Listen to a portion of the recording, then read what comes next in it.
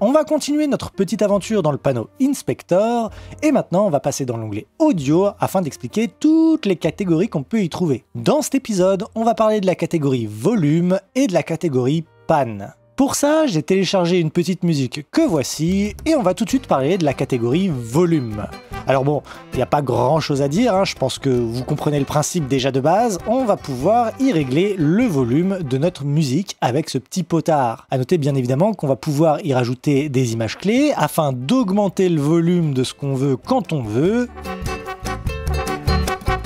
Et puis bah voilà, il n'y a pas grand chose de plus à dire. On aura le temps d'en reparler, mais le volume, on va aussi pouvoir le contrôler directement sur la timeline. On voit d'ailleurs les images clés que j'ai ajoutées s'afficher sur ma piste, juste ici. Je vais pouvoir cliquer dessus, les déplacer et ainsi ajuster mon volume exactement comme je veux. Une autre chose à avoir en tête, c'est que sur cette timeline, je vais pouvoir y ajouter des fade-in et des fade-out à chacun de mes clips. En gros, je vais pouvoir augmenter le volume progressivement et le faire baisser progressivement au début et à la fin de mes clips en un seul clic, en cliquant glissant ces petites poignées. Voilà, bon, pour le volume, je vous avais prévenu, il n'y a pas grand chose à dire. Pour la catégorie panne, je vais pas avoir grand chose à dire non plus. Pareil, le nom parle de lui-même, c'est avec ça qu'on va pouvoir gérer le panoramique de notre son. À savoir si notre son se trouve plutôt au centre, à gauche ou à droite dans nos oreilles. Notez aussi que le panoramique fonctionne quel que soit le type de votre piste audio. Ici par exemple je suis en stéréo, mais si je venais à convertir ma piste vers du mono par exemple, je pourrais tout autant changer le panoramique de mon son. Gauche, droite.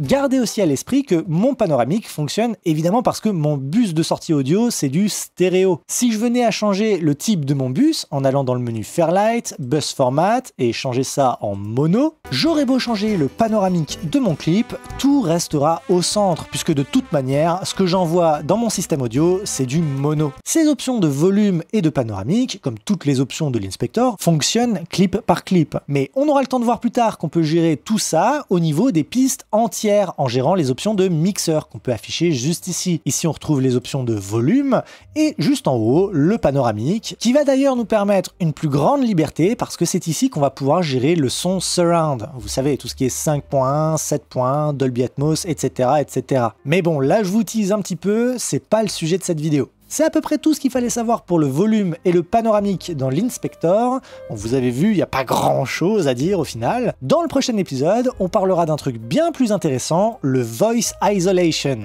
Un truc qui va nous permettre d'isoler complètement une voix de tous les bruits parasites qu'il pourrait y avoir autour. Moi j'espère que cette vidéo vous aura plu, j'espère que vous aurez appris des choses. Je vous dis bonne journée, bonne soirée, ciao!